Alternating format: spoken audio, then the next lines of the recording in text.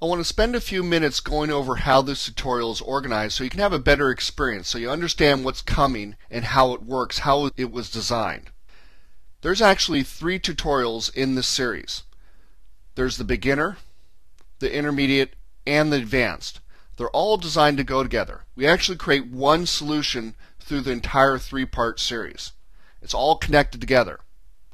The tutorials can be used separately. In fact, each chapter can be used separately inside each tutorial because we have a work files.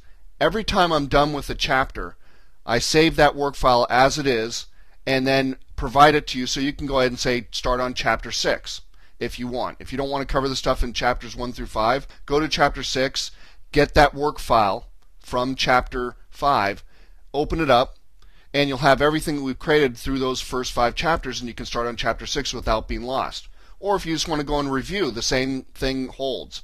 You have an easy time reviewing it because you have the actual file, and you can use that along with the tutorial. I highly recommend watching the beginner tutorial even if you're an intermediate user. You can always learn something. There's always a nugget in there or several nuggets. And so make sure you watch that beginner tutorial. It also sets up the intermediate and advanced tutorials. So that's very important to make sure that you understand what's gone on before. And so you can go through the beginner tutorial if you're an intermediate person and get through it very quickly if you want. It'll really help set up the rest of the tutorials. And again, I want to stress this. You can watch the chapters separately because there is a work files folder included, which actually has FileMaker files in it.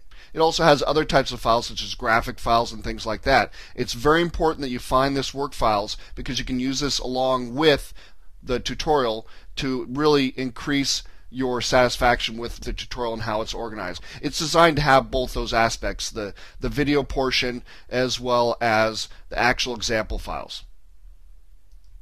So let's talk more in depth about what we're going to cover in the beginner tutorial. We're going to create a fully functional contact solution starting from the beginning. We're going to go up to the File menu and choose New and just create it from scratch. We're going to cover how to do data entry, how to create fields, naming conventions and things like that, how to create tables and why we would need a table, how to create layouts, how to design them, put graphics on them, buttons and things like that. We're going to talk about the 4 modes. You have Browse, Find, Layout, and Preview. We'll talk about all the menu items, how to use them. We'll talk about value lists, which allow you to make pop-up menus and checkboxes and things like that. We'll cover auto-enter, calculations, data, all types of auto-enter things. We'll cover validation. Is a field empty? If you don't want it to be empty, you want to validate it. We'll cover container fields. Container fields are great because they can hold a picture or a FileMaker file or a Word file or a PDF document, anything you want. So they're very useful. We'll talk about printing. Some people think that you have one layout for data entry and use the same one for printing. That's not usually the case, and we'll cover why that is. We'll import and export data. We'll take a look at the templates that are available inside of FileMaker as well as how you could design your own template for starting off a project. We'll cover scripting, which is how you create a button and automate things. Reporting, which is usually the reason people design a database, is they want to have reporting. And we'll even go into calculations, which is one of my favorite areas along with scripting. So the FileMaker beginner tutorial is designed for somebody who has never used FileMaker before. So you can start off knowing nothing about it, and it will go on a staircase. It'll quickly increase in difficulty. And so by the end, you'll definitely be at an intermediate level, even if you've never used FileMaker. But again, even if you have used FileMaker before, you'll probably find out stuff you didn't know.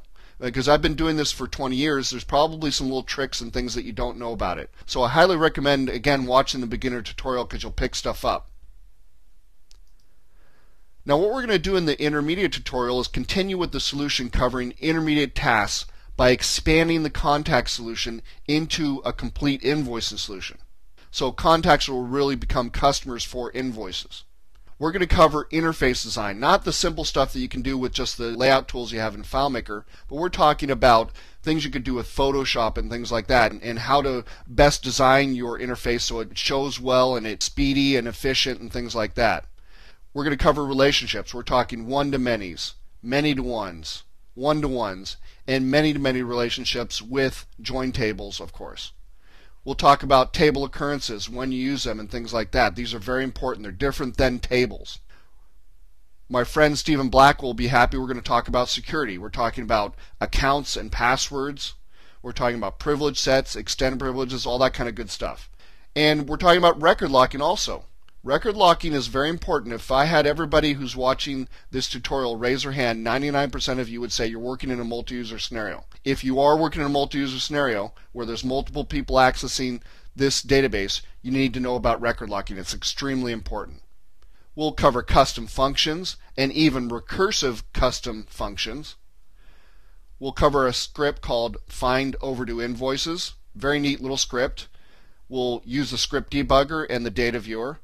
We'll create a database design report and see how it can be useful. We'll cover an example of a plugin, one that comes with FileMaker itself, but once you learn how to do one plugin, you'll know about all the different plugin manufacturers out there and have a basic idea how to use them. We'll cover some scripts and some validations and other techniques for deleting duplicates, or at least marking them or showing them. And my favorite, dynamic scripting. I love to make a script that will work in many different scenarios.